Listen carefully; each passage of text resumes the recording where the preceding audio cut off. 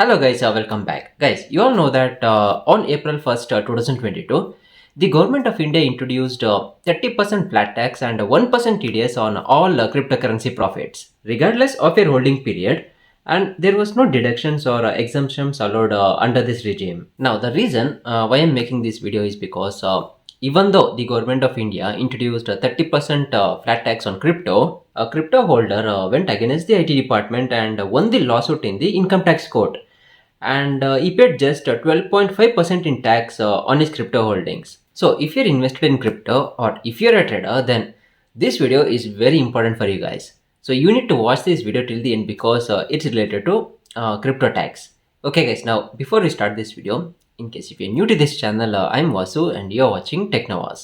Okay guys, now without any further ado, let's get straight into the video. Okay, now I'm gonna start by telling you a story. There was a person called Rona Prakash Jain, and he's an ex-Infosys employee. And this person invested just 5 lakh rupees on Bitcoin in the financial year 2015 and 2016.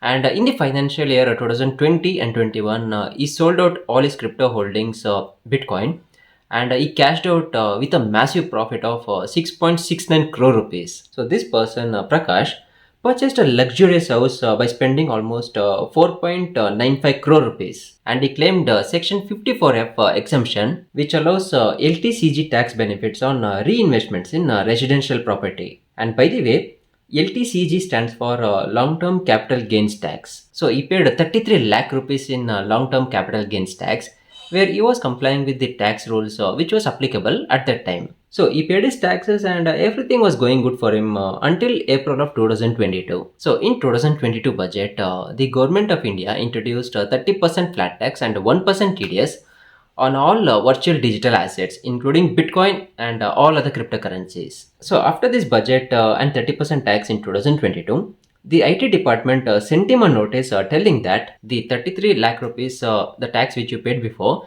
was not enough and you should pay again 30% tax on your crypto profits. So if you calculate 30% tax on 6.69 crore rupees, then it will amount for about 1.96 crore rupees, which is almost 2 crore rupees just in taxes. So Rona Prakash told the income tax officer that he already paid 33 lakh rupees in taxes and he's not gonna pay extra 1.7 crore rupees in taxes again. And the reason why he told that was because he sold his crypto holdings before the 30% tax rule which came out in 2022. And one more thing, Prakash filed his taxes under capital assets, which was 12.5%, right? But the income tax officer refused this and told Prakash that this will not come under long-term capital gains tax and you should pay flat 30% tax. That's it. So Rana Prakash opposed this income tax officer's decision and took this matter to the income tax ITAT court. So after giving a strong fight back against the IT department, surprisingly, the income tax ITAT court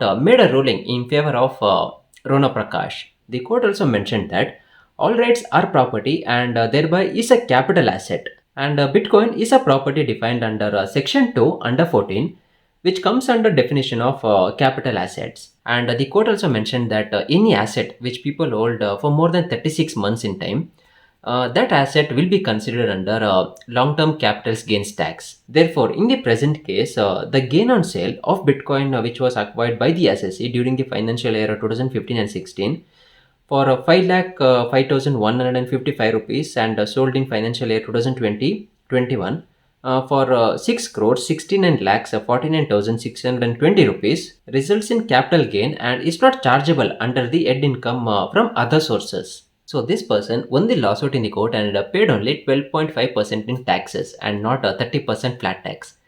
I know many of you might be thinking like, okay, if I buy now and if I hold it for another 36 months in time, and if I sell it later, then I have to pay only 12.5% in taxes and not 30%.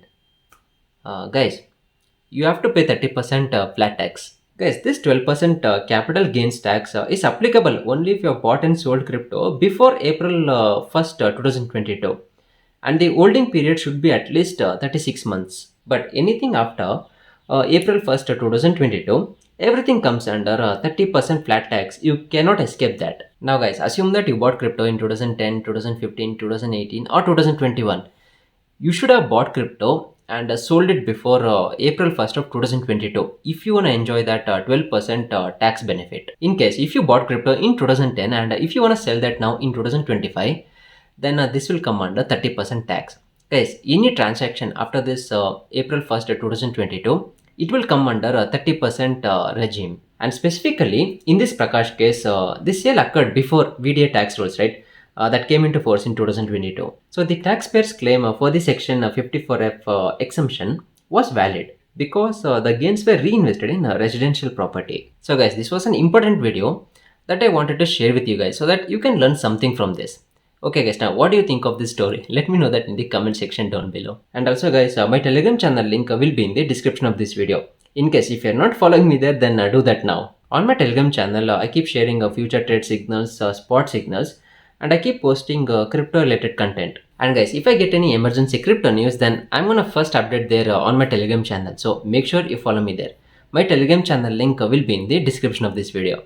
Okay guys, now if you have any doubts regarding this topic, then drop that in the comment section down below. And please should drop a like on this video. And in case if you're new to this channel, consider subscribing. Now in case if you're unsubscriber, then I'll meet you in the next video. Until then, peace.